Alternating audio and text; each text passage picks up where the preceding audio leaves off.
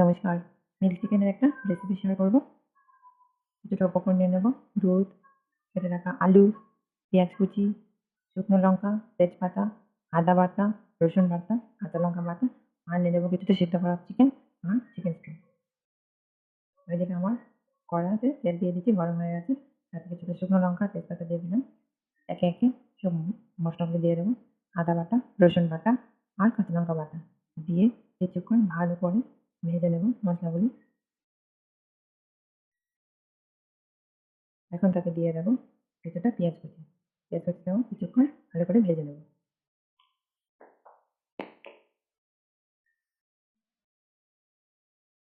এখন তাতে দিয়ে দেবো টুকরো করে কেটে রাখা আলুগুলি। এখন এগুলি ভালো করে কষে নেব।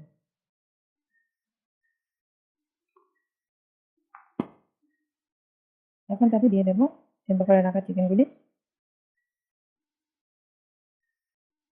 এখন এগুলি আরও একসঙ্গে ভালো করে রান্না করে নেব।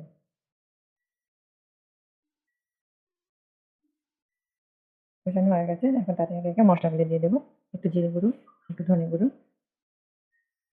আর দিয়ে দেবো পরিমাণ মতো একটু হলুদ, আর দিয়ে দেবো সামান্য নুন পরিমাণ মতো দিয়ে ভালো করে কষে নেব।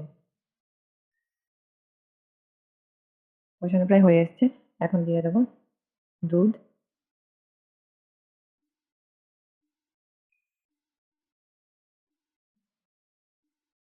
আর দিয়ে দেবো চিকেন স্টু। এখন এগুলি ভালো করে সিদ্ধ হবে। এদিকে আমার ভাজা মশলাগুলো রেডি করে নেব। শিলেতে ভাজা মশলাগুলি গুঁড়ো করে নেব।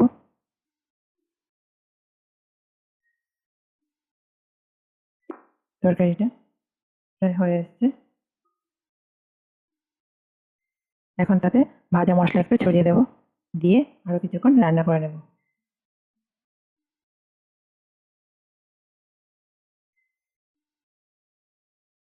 অনেক টেস্টি একটা রেসিপি তৈরি হয়, অনেক স্বাদে তৈরি হয়ে গেল, অনেক মজা। মিল চিকেন রেসিপিটা অনেক টেস্টি।